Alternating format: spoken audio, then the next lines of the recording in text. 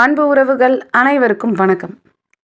இன்னைக்கு ஈர்ப்பு விதி லா ஆஃப் அட்ராக்ஷன் மூலமா உங்க பிரச்சனையை சால்வ் பண்ண முடியுமா முடியாதா இதை தான் பார்க்க போறோம். ஈர்ப்பு விதி அப்படின்றது ஒரு கண்ணாடி. அந்த கண்ணாடி முன்னாடி போய் நீங்கள் நின்னீங்கன்னா உங்களை அப்படியே அது பிரதிபலிக்கும். நீங்கள் அழுதா கண்ணாடியில் தெரிகிற பிம்பமும் அழும். நீங்கள் சிரிச்சா அது சிரிக்கும். நீங்கள் அன்பாக பார்க்குறீங்கன்னா அதுவும் அன்பாக பார்க்கும்.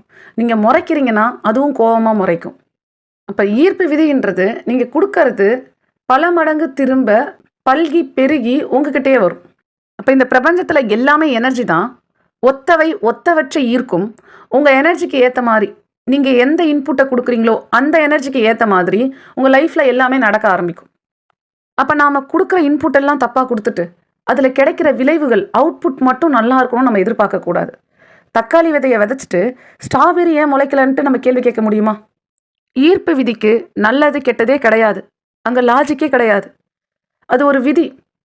எந்த இன்புட் கொடுத்தாலும் சரி அதுக்கேற்ற மாதிரி தான் அது வேலை செய்யும். இப்போ நீங்கள் உங்கள் பிரச்சனையை சால்வ் பண்ணணும் அப்படின்னு முடிவு பண்ணுறீங்க அப்படின்னா நீங்கள் கொடுக்குற இன்புட் என்னது? ப்ராப்ளம்ஸ். அப்போ யூனிவர்ஸ் என்ன பண்ணும்? அதை மல்டிபிள் ஆகும், பல்கி பெருகும். அப்போ திரும்ப திரும்ப திரும்ப உங்களுக்கு அதிகப்படியான பிரச்சனைகள் தான் வருமே தவிர்த்து சொல்யூஷன் கிடைக்காது.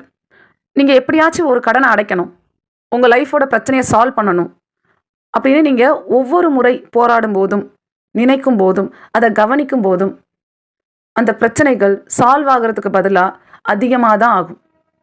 ஓகே, இப்போ நீங்கள் என்ன கேட்கலாம், ஏமா என் கண்ணு முன்னாடி இவ்வளோ கடன் இருக்குது, வட்டி மேலே வட்டி கட்டிகிட்டு இருக்கேன், எல்லா நகையும் வச்சுட்டேன், 10 லோன் வச்சுருக்கேன், என்னை சுற்றி இருக்க 4 மக்கள் என்னை டார்ச்சர் பண்ணுறாங்க, எங்கே போனாலும் என் முதுகுக்கு பின்னாடி குத்துறாங்க, துரோகம் பண்ணுறாங்க, இவ்வளோ பிரச்சனை இருக்கும்போது நான் எப்படி அந்த பிரச்சனையை ஃபோக்கஸ் பண்ணாமல் இருக்கிறது அப்படின்னு உங்கள் கேள்வி ரொம்ப நியாயமான கேள்வி தான்.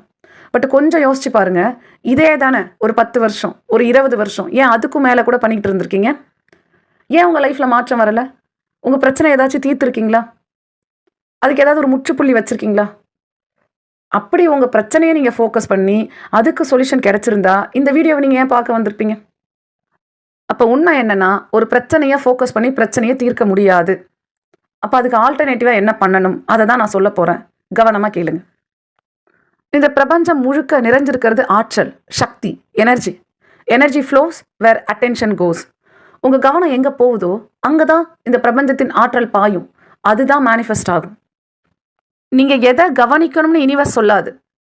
நீங்கள் எதை கவனித்தாலும் அந்த இடத்துல தன்னோட சக்தியை பாய்ச்சும். புரியுதுங்களா? அப்போ எதை கவனிக்கணும்ன்றது ஒவ்வொரு மனிதரும் தன் விழிப்புணர்வாக செயல்படக்கூடிய ஒரு விஷயம். யூனிவர்ஸை பொறுத்தவரை நல்லது